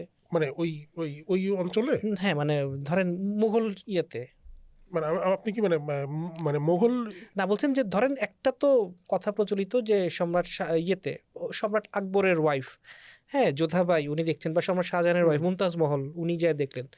আমার কাছে জিনিসটা ইদানিং ইদানিং জিনিসটাকে আরও লাগতেছে কি জানেন, যে মানে খাদ্য বিশারদরা বলছেন বিরিয়ানি হচ্ছে সলিড ভারতবর্ষের খাবার, বাট এইটার উৎপত্তিটা ওই মুঘল এই আপনার ইয়েতে না, ওই আপনার ব্যারাকে না, এটার উৎপত্তিটা হয়েছে আপনার দক্ষিণ ভারতে। ওইখানে 2500 বছর আগে হ্যাঁ উনসুরু নামের একটা খাবার ছিল। হ্যাঁ হ্যাঁ হ্যাঁ হ্যাঁ হ্যাঁ, যে হ্যাঁ ওই যে সেম পলান্ন খাবারটা, হ্যাঁ পলান্ন পলানোর তো এইদিকে নাম আসে, হ্যাঁ ওইটার নাম ছিল ওইখানে উনসুরু। ওইখানে উনসুরু থেকে আস্তে আস্তে উপরে যখন উঠতে সেটা নাম হয়ে গেল পলান্ন বা এটা সেটা। খুবই ইন্টারেস্টিং যে এই ধরনের যেটা। এবং ওই যে প্রফেসর পুষ্পেশ পান্ত কিন্তু আরো এক কাঠি সরেস। হুম হুম, উনি বলছেন বিরিয়ানির ইতিহাস 150 বছরের। আচ্ছা মানে উনি মনেই করেন যে হ্যাঁ বিরিয়ানি হচ্ছে কর্পোরেটাইজেশনের একটা ফল, আচ্ছা মূল জিনিস হচ্ছে পোলাও, হুম হুম এখন এটা নাম হয়েছে বিরিয়ানি। মানে আমার এটা শুনে না মনে হলো যে প্রচন্ড ধাক্কা খেয়েছে, আমি যে কি বলে। আর পুষ্পেশ পান্তের কথা আমি ফেলতে পারছি না, মানে ওই মাপের একটা মানুষ এবং এত মানে জ্ঞানী মানুষ, হুম কি রে ভাই। এবার আর একটা জিনিস হচ্ছে মানে ধর আপনি যেটা বলছিলেন হুম আগ্রা, দিল্লি, হুম এখান থেকে কিন্তু পাঞ্জাব খুব বেশি দূর না, ধানের জায়গা, চালের জায়গা, হুম মানে আসতেই পারে। হুম। এবং আকবর থেকেই তো শুরু হলো যে তারা এখানে থাকলেন, থাকলে হ্যাঁ মানে সেটাই, এর আগে আকবরের জন্ম তো এখানেই। এখানেই। হ্যাঁ এবং উনি তো প্রথম, নিজেকে হ্যাঁ দাবিও করতেন যে সে আসলে ভারতবর্ষের সন্তান, হ্যাঁ ভারতবর্ষের সন্তান সে, হ্যাঁ হ্যাঁ হ্যাঁ। যে কারণে তাকে মানে কিছু কিছু মানুষ ও দেশে এখন তাকে অস্বীকার করার চেষ্টা করে, পারছেও না। মানে সেটাই সেটাই সেটাই। ইয়ে, এই না একটা সমস্যা খাবার নিয়ে আলোচনা করতে গেলে। কোথায় শুরু করেছিলাম, ফুড ব্লগিং, কই বিরিয়ানি। কই আকবর বাবা। হ্যাঁ হ্যাঁ, মানে মনে হচ্ছে যেন আমাদেরই দাদার ভাই আর কি, এরকম সেটাই, ব্যাপার। যে তুমি তো দেখো না আমার চাচা ছিল উনি, হ্যাঁ এই করছে, এরকম একটা অবস্থা হয়ে গেল। না আমার ইয়ে দেখতে যে এরকম মনে হয়েছিল, তাজমহল দেখতে যে আমার এরকম মনে হয়েছিল। মানে আমি একটা হ্যাঁ সরকারি কাজে গেছিলাম, আর কেউ ছিল না পুরো তাজমহলে, মনে হলো যে শাহজাহান আচ্ছা আমার দাদার চাচতো ভাই ছিল, তাহলে এরকম ফাঁকা আমি কিভাবে দেখি। আচ্ছা, আবার একটু ফুড ব্লগিং এ আসি। আমাদের মানে এইখানে মানে বাংলাদেশে, জি মানে ধরো আমি আপনার কথাই বলছি যে আপনি ঠিক করেন কিভাবে যে এর পরের এপিসোডটা আমি এটা নিয়ে করব বা আমি এই খাবারটা নিয়ে করব, মানে এই প্রসেসটা কি আপনার ক্ষেত্রে? ওকে, এইটা একটা জিনিস দেখা যায় যে প্রত্যেকের টিজি একটা সময় কিছুদিন যাওয়ার পর আলাদা হয়ে যায়, হুম, এবং একটা টিজির কিছু নির্দিষ্ট আইটেমের প্রতি ঝোঁক থাকে। যেমন কারোর টিজিতে, মানে কারোর দর্শকরা পাঙ্গাস মাছ খাওয়া এটাকে ভয়াবহ পছন্দ করেন। আরে পাঙ্গাস মাছ, আপনি পাঙ্গাস মাছের শো দেবেন মানে হচ্ছে এইটা প্রচুর ভিউ হবে। দেখেন ভাই, একটা জিনিস সত্য যে আমরা ফুড ব্লগ করছি, খাবারতে ভালোবাসা থেকে আসছি। আবার যদি মোটা দাগে খারাপভাবে বলেন, আমরা ভিউ ব্যবসায়ীও। আমাদের এটা মাথায় রাখতে হয়, এই জিনিসটা আমার দর্শক বেশি দেখবে মিন্স এটা আমার ভিউ বেশি হবে। ভিউ বেশি মানে রেভিনিউ বেশি। অর্থাৎ একই চাকরি করে আপনি একটা কলম কিনতে পারবেন, একটা জিন্সের প্যান্ট কিনতে পারবেন, মানে ডিপেন্ড করছে আপনি কোন শোটা করছেন তার উপরে। সো ওইটা আসলে ওই দিকে আপনাকে দায়িত্ব করবেই। কিছু কিছু ক্ষেত্রে কিছু কিছু জিনিস আমি দায়িত্ব নিয়ে করতে হয়, যেমন ঢাকার বাইরে যাব, শো করব, এই করব সেই করব, সেটা আমাকে বৈচিত্র্য আনতেই হবে আমার শোয়ের খাতিরে। কিন্তু একই সাথে আমার দর্শক কোনো দেখতে পছন্দ করে এটা আমার মাথায় রাখতে হবে। যেমন খাই দায়ের দর্শক, এরা খুব বিরিয়ানি শো পছন্দ করে। সো এবং আমি দেখেছি যে গুগল যখন সার্চ করি খাই দায় লেখার পর প্রথম ওয়ার্ডটা কী আসে, আমার আসে বুফে। সো খাই দায়ের দর্শকরা অনেকক্ষণ ধরে বুফে খাচ্ছিল দেখতে পছন্দ করে, এবং সেটাও আপার রেঞ্জে না, লোয়ার রেঞ্জে না, লো মিড রেঞ্জের বুফেগুলো, এটা আমাদের দর্শকরা পছন্দ করে এবং বিরিয়ানি খেতে পছন্দ করে। সো প্রতি মাসে আমার 12টা শো যদি ইউটিউব শো আসে, আমার 3টা শো আমি রাখার চেষ্টা করি ঢাকা শহর এবং আশেপাশে বা যে কোনো জায়গার বিরিয়ানি ভালো। কেন ভালো না ভালো এটা ইয়ে করে 3টা শো রাখি বিরিয়ানি। 2 মাসে একটা বুফে রাখার চেষ্টা করি, এবং প্রতি মাসে একটা বা দুইটা ঢাকার বাইরে শো রাখার চেষ্টা করি। এটা হচ্ছে কমন। এইটার রেখে, এটাকে ঠিক রেখে তখন আমি চিন্তা করি যে ওকে, সো নেক্সট শোগুলো কীভাবে একটু বৈচিত্র্য আনা যায়, কীভাবে র্যান্ডম একটা জিনিস একটু ইয়ে করা যায়। একটা দুইটা শো রাখি র্যান্ডম রেস্টুরেন্ট রিভিউ, একটা দুটো রাখি স্ট্রিট ফুড রিভিউ, একটা দুটো রাখি একেবারে আপার ফাইন ডাইনের রিভিউ, যেন বিভিন্ন টাইপের অভিজ্ঞতা দর্শক পান। এগুলো মাথায় রেখে রেখে রেখে রেখে আগামী 7 দিন যদি আমার 3টা শো যায়, ওই 3টা শো আমি মোটামুটি ফিক্স করে ফেলি আর কি, যে তাহলে এটা বাঁচছো এইভাবে। এটা তো হচ্ছে ধরন আমি কীভাবে ঠিক করছি, এরপর হচ্ছে রেস্টুরেন্ট কীভাবে বাছাই করছি বা করছি। এই ব্যাপারে কিছু জিনিস মাথায় রাখি। যেমন একটা জিনিস হচ্ছে যে কিছু কিছু রেস্টুরেন্ট রাখি হচ্ছে যে ওই আপনি বলছেন যে ওই মাঝখানে আমরা কথা বললাম যে অথেন্টিক কিনা, আমরা অথেন্টিক দেখি না, আমরা দেখি ইউনিকনেস। যে এমন একটা খাবার যে তারা ইউনিকনেস ধরে রেখেছেন 40 বছর 80 বছর, ঐতিহ্যবাহী। এই একটা ব্যাপার, এই যে নিশ্চয়ই অনেক মানুষ আপনাকে একদিন পছন্দ করে এক জিনিস, কিন্তু আপনাকে অনেক বছর ধরে পছন্দ করছে, তার মানে কিছু একটা আপনার মধ্যে আছে। এটা হতে পারে পয়সার কারণে, এটা হইতে পারে জায়গাটার কারণে, বা মালিকের ব্যবহার খুব ভালো, অথবা খাবারটা খুব ভালো, কিছু একটা। সো এটাতে যাই। অথবা একটা রেস্টুরেন্ট থাপ করে নাম করে ফেলেছে। সো ভাইরালের সাথে আমাদের কোনো শত্রুতা নাই, এটা হইতেই পারে, কিন্তু সেটা সঠিক কারণে হতে পারে, ভুল কারণেও হতে পারে। সো এটা বোঝার জন্য মাঝে মধ্যে যাই। সো ওইটা যাচাই করার চেষ্টা করি। আবার কিছু কিছু ক্ষেত্রে কিছু রেস্টুরেন্ট ইনভাইট করে যে ভাই আপনি আসেন, সেক্ষেত্রে আমরা কিছু মেনটেন করার চেষ্টা করি যে উনি যেহেতু আমাদের জন্য প্রিপেয়ার্ডনেস দেখিয়েছে, সো আমরা ওনাকে প্রিপেয়ার হওয়ার সুযোগ দিব না। সো তাতে আমরা একটা মেকে জিনিস পাবো। আমরা সাথে যোগাযোগ করি যে ভাই আমরা তো ফোন দিয়েছি পারমিশনের জন্য, পারমিশন দিবেন কি না? বলছে হ্যাঁ দিব, আপনি প্লিজ আসেন, ইনভাইট করেছি আপনাকে আমি, তাইলে আমি আপনাকে ডেট জানায় যাব না, আমি একদিন চলে যাবো আমার মতো করে। মানে এটা আমার কাছে মনে হয়েছে যে এত এক্সামিনির মতো না করলেও হয়, বাট তাতে জিনিসটা উনি যদি 10টা দিনও প্রিপেয়ার থাকেন একটা ফুড ব্লগার আসবে, এটা তো বাংলাদেশের রেস্টুরেন্টের জন্যই ভালো। হ্যাঁ, মানে ওই কাস্টমারটা তো অন্তত একটা ভালো ইয়ে পেল। হ্যাঁ, সো চলে যাই, গিয়ে শুটিং করি, এই করি, এটাই আর কি নর্মালি। টাকা অফার করে না? করে, নেন? আমি নেই না। মানে এইটা কি মানে আপনার নিজের সেট করা একটা মানে নৈতিক দণ্ড যে মানে আপনি টাকা নেবেন না? এইটা ব্যাপারটা মানে আসলে কি, না, আমি কিন্তু টাকা নেওয়াটাকে খারাপ বলছি না না, আমি খারাপ কোনোভাবেই বলছি না, না। কোনোভাবে খারাপ বলছি না।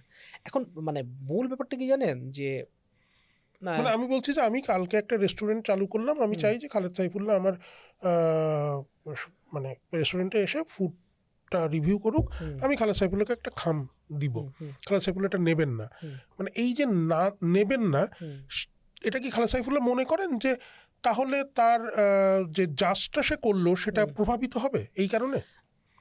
এটা এটা মানে আমি মানে এটা একদমই আপনার ব্যক্তিগত বিষয়, মানে আপনি চাইলে উত্তর দিতেও পারেন, নাও দিতে পারেন। আমি দিতে চাই ভাই এটা, হ্যাঁ, বাট আপনি যেটা বলছেন না, আমি এক্ষেত্রে নিজেকে ভয় পাই যে হয়তো বা এই যে এটা নিয়ে হয়তো বা আমি 1-2টার মধ্যে স্ট্রিক্ট থাকবো, ওকে নিলাম ভালো কথা, আমার টিমের খরচটা দিয়ে উঠলো, বাট আমি আমার মতো করে আমি যেটা বলার এটা বলবো।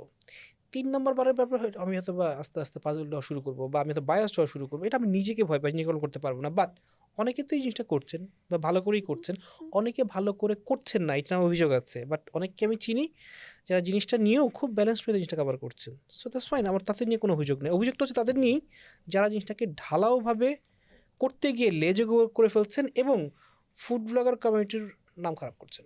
সেক্ষেত্রে যদি প্রশ্নটা এরকমও আসে যে আপনি তো মানে অনেক রেস্টুরেন্টও আছে যে আপনাকে হয়তো বিলটা নিল না, সে বললো যে ভাই না থাক, ঠিক আছে আপনি এসছেন, মানে এটা আমার ক্ষেত্রেও হয়েছে, বিল নেয়নি, খুব চেষ্টা করেছি বিল দেওয়ার, বিল নেয়নি, মানে সেক্ষেত্রে কি প্রভাবটা পড়ে না?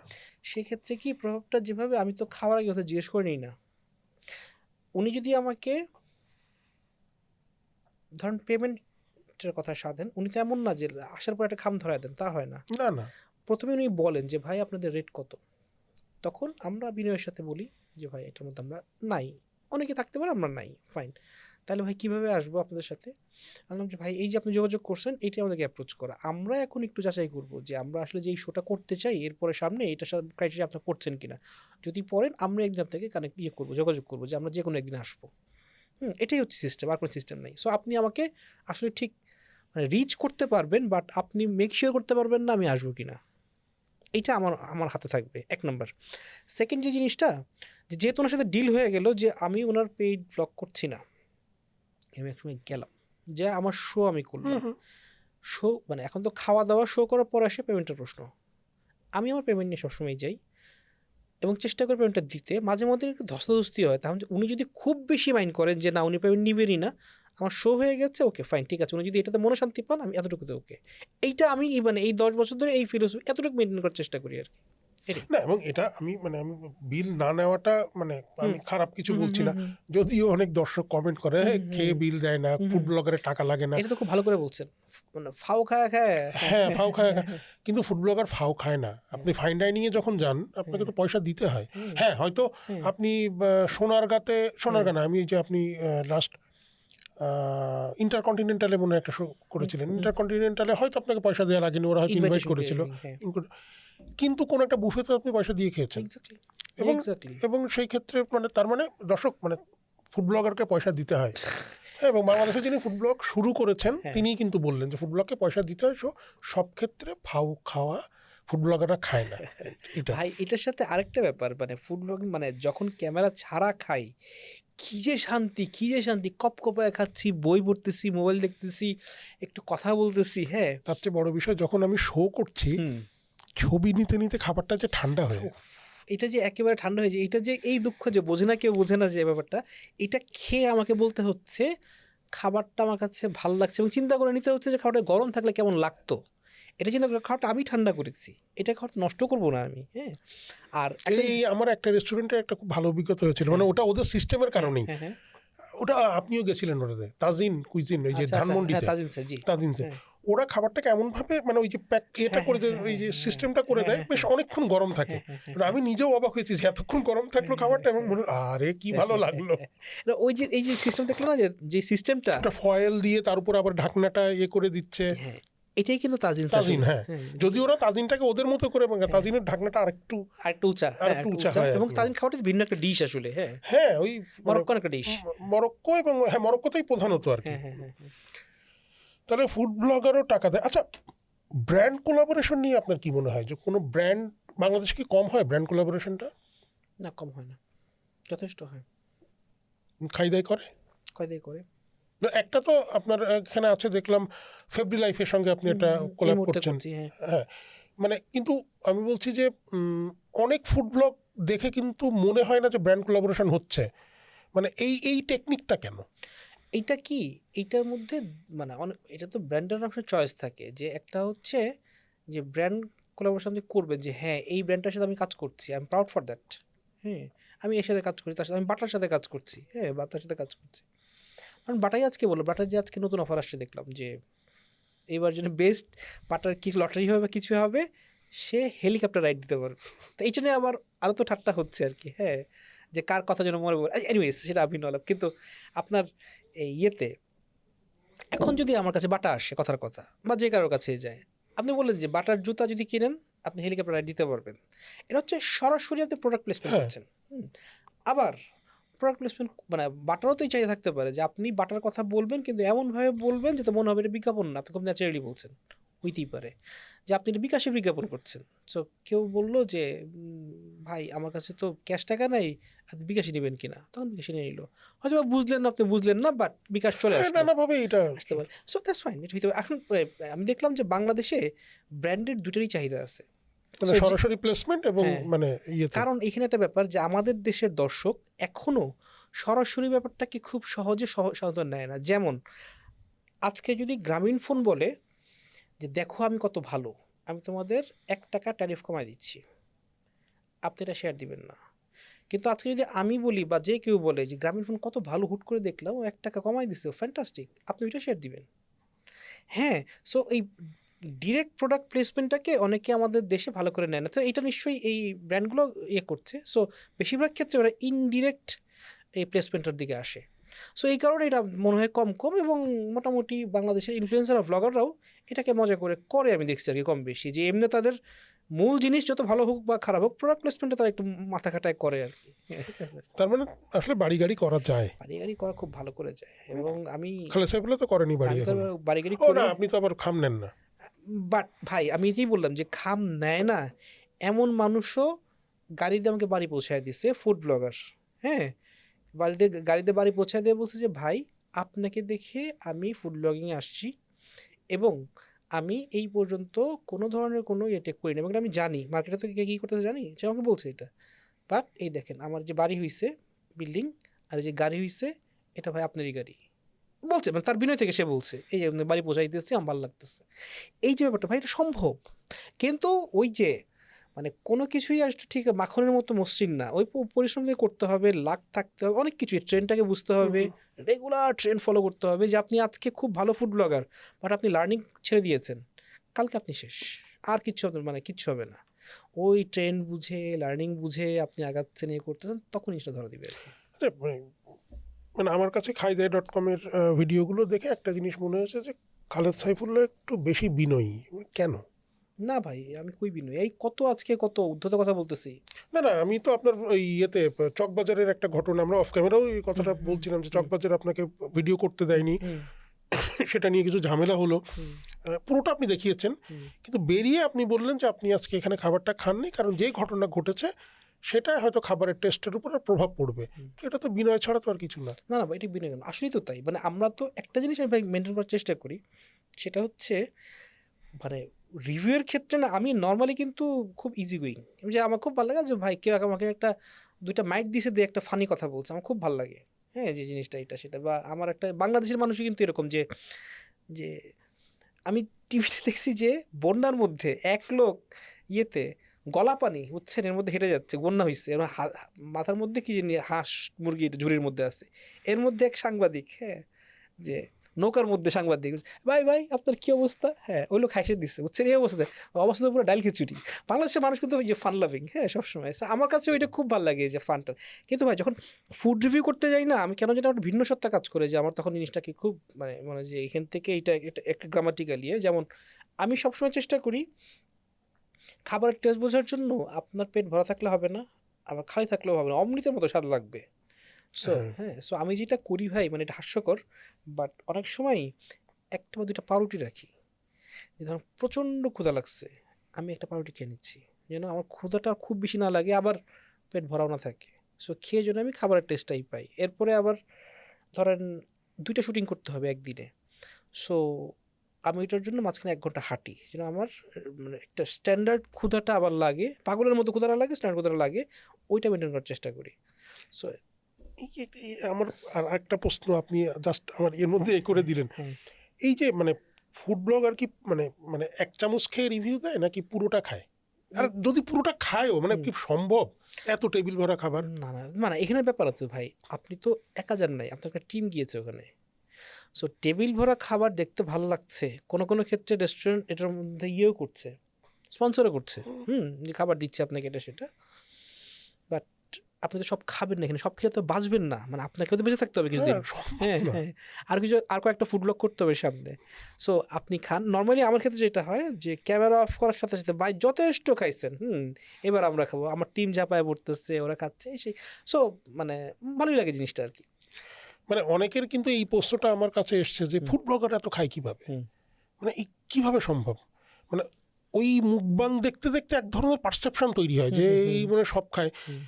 কিন্তু না মানে খালেদ সাইফুল্লাহ সব খায় না। খালেদ সাইফুল্লাহ কেন? মানে তার অনেক ফেলো ব্লগাররাও এত খাওয়া আসলে সম্ভব এত না। খাওয়া মানুষের সম্ভব না। পক্ষে সম্ভব আবার না। অনেকের পক্ষে আমি দেখছি অনেকে ফুড ব্লগারদের মধ্যে অনেকে দেখছি। আমি যেমন বলি ডক্টর আদনান ভোজন রসিক ভ্রমণ বিলাস দেখছেন কিনা হুম, আপনি? হুম, হ্যাঁ, হুম, হুম, হুম। যে উনি কিন্তু বাংলাদেশের একজন বিখ্যাত ডাক্তার।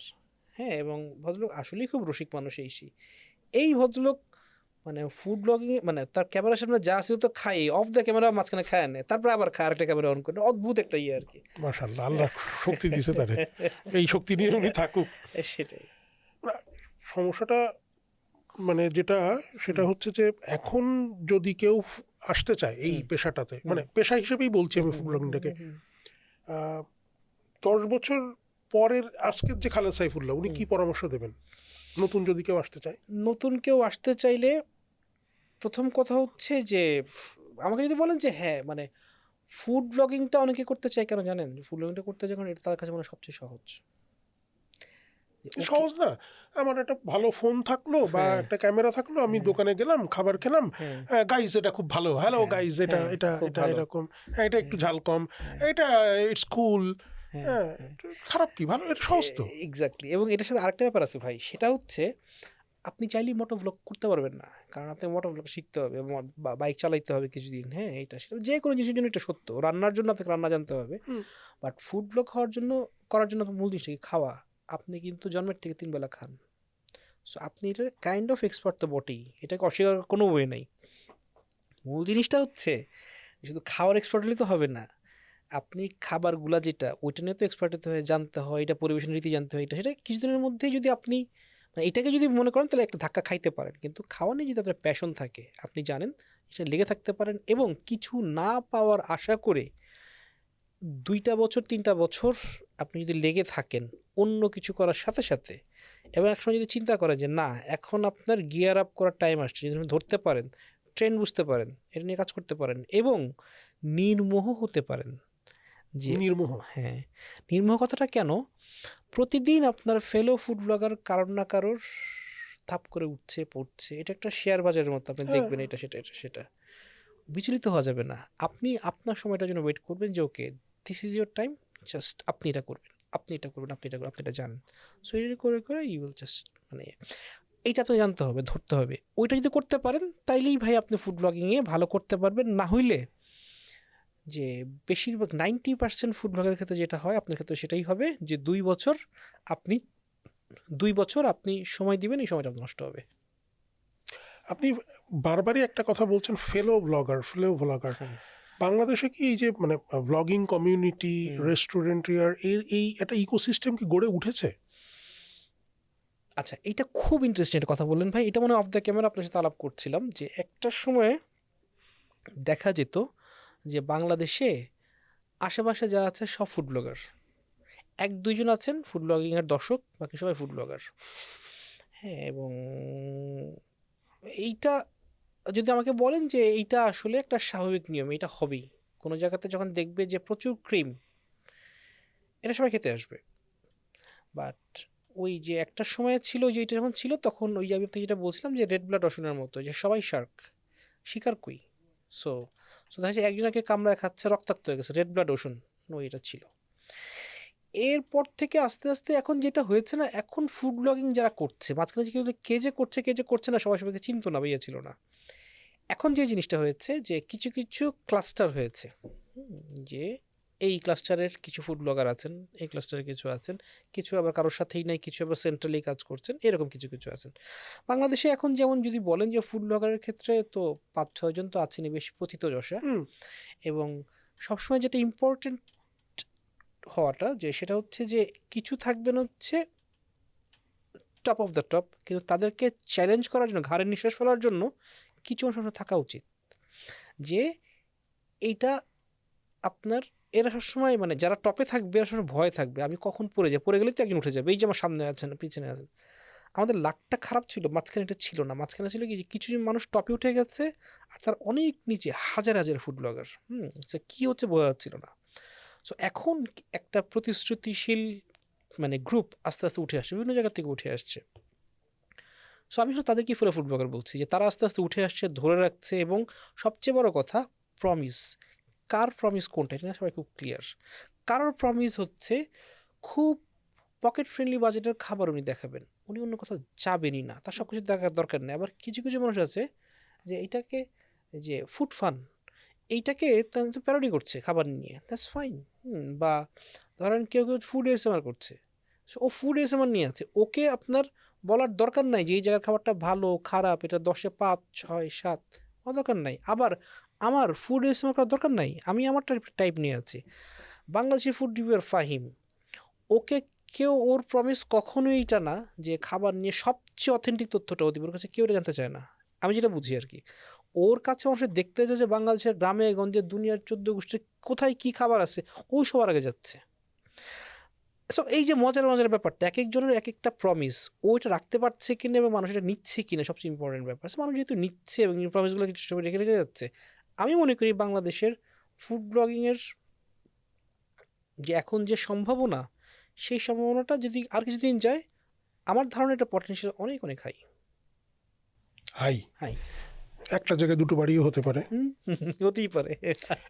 আমি পার্সোনালি মানে লোকে বলে যে আমি নাকি সাংবাদিকতা করি অবসর সময়, বাকি সময়টা খাবার নিয়ে ভাবি। জি। তো সেই জায়গা থেকে আমি মানে এক ফুডি হিসেবে আমার কাছে মনে হয় যে এই যে আমি যেই মানে ইকোসিস্টেমটার কথা বলছিলাম, এটা একটা একটা হেলদি ইকোসিস্টেম খুব দরকার। মানে তাহলে হয় কি, মানে একজন একটা রেস্টুরেন্ট দিচ্ছে, আমি ফুড ব্লগার হিসেবে গেলাম, হয়তো আমি আমার মতো করেই গেলাম যে এটা ভালো না, বলে দিলাম, আমার দেখে অন্তত 5 জন মানুষ হয়তো প্রভাবিত হতে পারে যে উনি বলছে ভালো না, তাহলে হয়তো এটা ভালো না। কিন্তু আমি তো জানি না ওই দিন হয়তো ওই শেফের হয়তো বাচ্চা শরীরটা খারাপ ছিল, কিংবা ওয়াইফের সঙ্গে ঝগড়া হয়েছে, কিংবা ওরা যে তেলটা ব্যবহার করে ওই তেলটা ওই দিন বাজারে ছিল না। আচ্ছা, আপনি কি এরকম করে ভাবেন কখনো খাবার রিভিউ করার ক্ষেত্রে ভালো না খারাপ? আমি দেখিনি কখনো খারাপ বলতে। আমি খারাপ বলি, তবে জিনিসটার ব্যাপারটা কি, খারাপটা কি কেন না আপনি না, ওই বলছেন? খারাপটা কিন্তু সাধারণ মানুষ সবসময় বুঝতে পারে না, ওটা একটু বুঝে নিতে হয়। এক্স্যাক্টলি ভাই, এটা এক মানে আমি মানে এটা আপনি যেমন জিনিস করছেন, খাইদায়ের মধ্যেও এটা প্রচলিত যে খালেদ ভাই কোনটাকে খারাপ বলতেছে এটা আমরা বুঝি। হ্যাঁ, আপনার তো একটা হ্যাঁ নিশ দর্শক আছেই। হ্যাঁ হ্যাঁ হ্যাঁ হ্যাঁ হ্যাঁ নিজ দর্শক আছেন এবং তারা এটা ইয়ে করে মানে এবং আপনার কিছু ভয়ঙ্কর ফ্যান আছে অন্য জায়গায় যেয়ে কমেন্ট করে যে হচ্ছে ভাই এইখানে খালেদ ভাই বেস্ট, খালেদ ভাই ধারে কাছে আপনি নাই। হ্যাঁ মানে এটা যে করে এটা আমার জন্য খুব বিব্রতকর। হ্যাঁ মানে এরকম মাঝে মধ্যে কি এই স্ক্রিনশট গুলা ওই ফুটবলার আমাকে পাঠান, ভাই বলেন তো কি বিপদে পড়ছি। এবং হ্যাঁ আবার কেউ যদি মনে করে যে এটা খালেদ মনে হয় অন্য হ্যাঁ অ্যাকাউন্ট থেকে হ্যাঁ করে বসছে কিনা, এক্স্যাক্টলি ভাই। হ্যাঁ মানে এটা তো হচ্ছে ভাই তো। ভাই এটা এটা কি আমাকে মাঝে মধ্যে আছে না যে কমন গ্রুপ থাকে এটার মধ্যে যে খালেদ ভাই নিজের অ্যাকাউন্ট থেকে কমেন্ট করেন, হ্যাঁ, এরকম ইয়েতে আছে। হ্যাঁ এটার ব্যাপারে ভাই আমার একটা ইয়ে হচ্ছে কি যে নেচার বলেন সৃষ্টিকর্তা বলেন আপনি যেভাবেই বলেন আপনি যেটা বিশ্বাস করেন, তিনি একটা খাবার বানাইছেন আপনার জন্য বা রেডি হয়েছে, এটা ওইটাকে খারাপ বলার কোনো রাইট আপনার নাই। এখন এইটার যে পারমিশন কম্বিনেশন যেটা হয়েছে একটা মানুষ করেছে, এইটা আপনার মুখে ভালো নাই লাগতে পারে, সেটা আপনার ব্যাপার, কিন্তু এইটা আপনি এইটাকে জাজ করার কোনো রাইট আপনার নাই। দিস ইজ খারাপ, ভালো খারাপ এটা কি দিস ব্যাড এটা বলার কোনো সুযোগ আপনার নাই। সো আমি এটাই বলি যে এই যে যেটা করছে আমাদের মুখ যেভাবে অভ্যস্ত তাতে এখানে ঝালটা বেশি।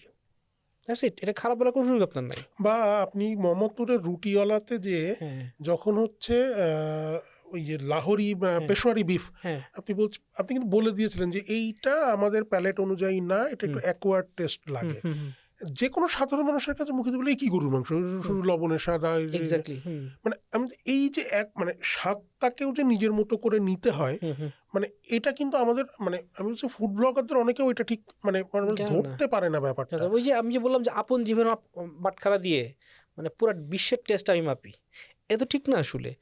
যেমন যে নামকিন বিফ, হুম। এটা কেন হয়েছে ভাই? নামকিন বিফ হয়েছে পেশোয়ার ওই জায়গাতে, ওখানে নামাক মান্ডি নামে একটা মার্কেট ছিল। এবং ওইটা যে এলাকার খাবার, হ্যাঁ এই খাইবার পাখতুনখোয়া, হ্যাঁ ওখানে অন্য কোনো মশলা ওইভাবে পাওয়া যেত না, না ওই লবণই তার কাছে ছিল। হ্যাঁ এবং কাঁচামরিচ তো নিচে যত নেমেছে তত ওখানে মরিচ টমেটো এগুলো অ্যাড হয়েছে, হ্যাঁ ওইটা ওই ওই যে মানে ভেড়া বা দুম্বা যায় ওরই চর্বিতে ওইটাই রান্না হচ্ছে, এক্স্যাক্টলি ভাই। এবং এবং ওই নামাক মান্ডি। নামাক মান্ডি যেটা, এবং ওটা যদি আসলে আপনি খান, আপনি মানে সাধারণ বাঙালির জিভে আপনি নিতে পারার কথা না, এই চর্বি এই হ্যাঁ। চর্বি আপনার এই পর্যন্ত যাবে না, তার আগে বেরোয় আসবে। কারণ ওখানে চর্বিটা দরকার, খাইবার পাখতুনখোয়ায় হ্যাঁ দরকার, প্রচন্ড ঠান্ডা। এক্স্যাক্টলি ভাই। সো আপনাকে এই যে এখন বললেন যে অথেন্টিক, এই অথেন্টিক খাবার যদি আপনি এখানে বসে খান, এই গরমে যাবেন। যদি আপনি খান, হ্যাঁ, বা এটা আপনি নিতেই তো পারবেন না, টেস্ট আপনি নেওয়ার অবস্থায় নাই। সো এখানে যদি আপনি অথেন্টিসিটি খুঁজেন তাহলে তো আপনি বোকামি করছেন। হ্যাঁ সো এইখানে আমাদের মতো করে একটু টমেটো দিয়ে একটু ইয়ে করে চর্বিটা একটু সিদ্ধ করে তারপরে আপনি খাবেন, তখন আপনি হা কি না একটা খাবার খেলাম। সো ফুডিজটা এই জন্যই খুব ইন্টারেস্টিং এবং বৈচিত্র্যময়। আমরা প্রায় শেষের দিকে, কারণ আপনি আর আমি এই আড্ডা দিতে থাকলে আমার মনে হয় সেরই টাইম হয়ে যাবে, আমাদের এখন তো শুরুই হয় না এরকম মনে খাওয়া দাওয়া হচ্ছে। তো শুরুই হয়নি আর কি। আচ্ছা, একদম শেষে এই যে ফুড ব্লগিং করছেন এত মানে 10 বছর হয়ে গেল, জি একটা অত্যন্ত ভালো অভিজ্ঞতা আর একটা অত্যন্ত বাজে অভিজ্ঞতা একটু বলবেন? আচ্ছা, বাজে অভিজ্ঞতা অলরেডি বলে ফেলছি।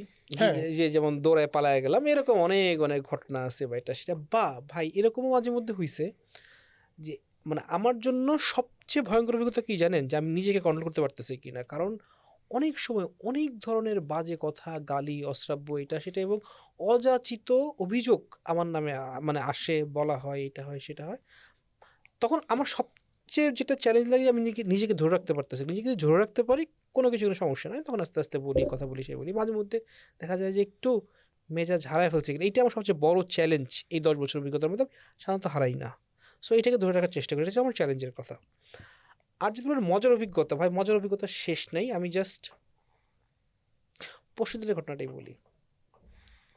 পরশুদিন নিয়েছিল হাঁটতে হাঁটতে বাসায় যাচ্ছি, বাসায় যাচ্ছি, তখন দেখি তরমুজওয়ালা, এখন তো বাজারে তরমুজ আসছে, হ্যাঁ তরমুজ আসছে, বিশাল ইয়েতে তরমুজ সাজিয়ে নিয়ে বসে আছে। তো আমার ছিল বাসায় বেশি লোক নাই, একটা ছোট্ট তরমুজ নিয়ে যাবে যেন ভালো হয়। কী রে পকেটে কত টাকা আছে? আচ্ছা আছে, হ্যাঁ যা আছে তরমুজ কিনা যাবে, অনেক বেশি টাকা নেই আজকে পকেটে এই মুহূর্তে। ওকে, তরমুজ কত? যে 80 টাকা। মাপেন কতটুকু হয়েছে? যে ওকে 4.5 কেজি হয়েছে, আপনি 350 টাকা দিবেন। কি হয় একটু কমান, কোনো কম টম নেই, 350 টাকা সাফ ফেলায় দিবেন, নাইলে নাই। আচ্ছা ইফতারের আগে সবার একটু একটু হাই টেম্পারেচার থাকে, আচ্ছা এভাবে বলছে, ফাইন ঠিক আছে। আচ্ছা কিন্তু ভাই জিনিসটা ভালো হবে তো?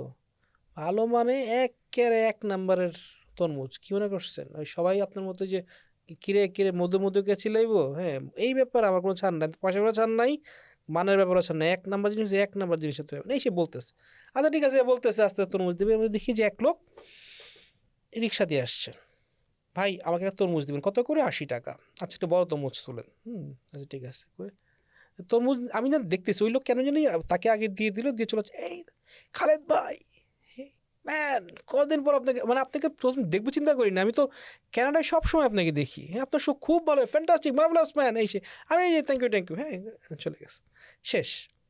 তরমুজওয়ালা আমার দিকে তাকায় বললো, দেখছেন ভালো কাজ করলে সে কত দূরের থেকে অ্যাপ্রিসিয়েট করে, এই সেই। হ্যাঁ তারপরে বলছে না, আনলাম যে ঠিক আছে, এই সে এই তরমুজটা রেখে দে, ওই 1 নাম্বার তরমুজটা দে। আনলাম তাহলে এতক্ষণ যে 1 নাম্বার এটা কি? হ্যাঁ ওইসে দেন 1 নাম্বারটা একটা করে, যে তখন যে এই যে 1 নাম্বারের মধ্যে যে কত 1 নাম্বার থাকে, তখন বললো লোকটা আমাকে চেঞ্জ করে, আসলে এতক্ষণ যে বুমাং দিল এটা কিচ্ছু না, আসলে তার কাছে ভালো তরমুজ আছে। হ্যাঁ তো ওই ভালো তরমুজ, এই 4.5 কেজির একটা ভালো তরমুজ বাসায় গেলাম, কী যে মিষ্টি ভাই, হ্যাঁ কী যে মজা। সো এইটাই মাঝে মধ্যে কীভাবে সিনারিও চেঞ্জ হয়ে যায়, এইটা একটা মজার একটা ইন্টারেস্টিং। খালেদ ভাই এবং আমি এরকম মিষ্টি তরমুজ খেতে খেতে কথা বলতে পারলে ভালো লাগতো। আমার আমার আমার একটা ইচ্ছাও আছে কখনো একসঙ্গে দুজন বসে খাবো, সে খাবারটা আপনারা দেখবেন।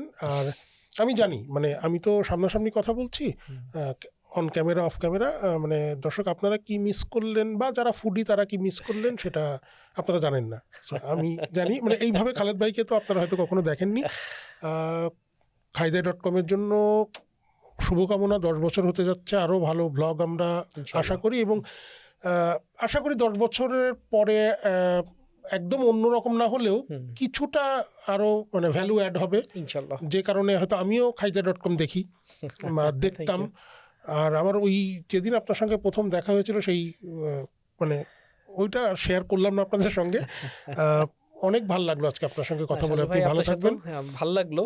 আপনি তো আচ্ছা প্রথম পাতা উল্টান না, এরপরে কি আরো প্রশ্ন ছিল? আচ্ছা আর জানি না, সেকেন্ড পাতা আর জান নাই। আমি জাস্ট একটু আমি দেখি আপনার 1 পাতা, আচ্ছা 2, আচ্ছা আরো এদিকে ছিল, যাক যদি আর জান না 1 পাতার মধ্যে আসছেন। ঠিক আছে ভাই, থ্যাংক ইউ। দর্শক আজকে আমাদের এই আড্ডাটা আপনার কেমন লাগলো এইটা একটু আমাদেরকে কমেন্ট করে জানাবেন। চর্চার ইউটিউব চ্যানেল এবং ফেসবুক পেজে আপনার মতামতটা জানাবেন। ও আর একটা কথা, খালেদ ভাইয়ের সঙ্গে যদি আমরা কোথাও একসঙ্গে খেতে যেতে চাই, আমি আর খালেদ ভাই বসে খেতে চাই, সেটা কোথায় হতে পারে একটু আমাদেরকে বলুন তো। সাবস্ক্রাইবটা করে ফেলুন এই ফাঁকে, কেমন? দেখা হচ্ছে আবার, চর্চার সঙ্গে থাকুন।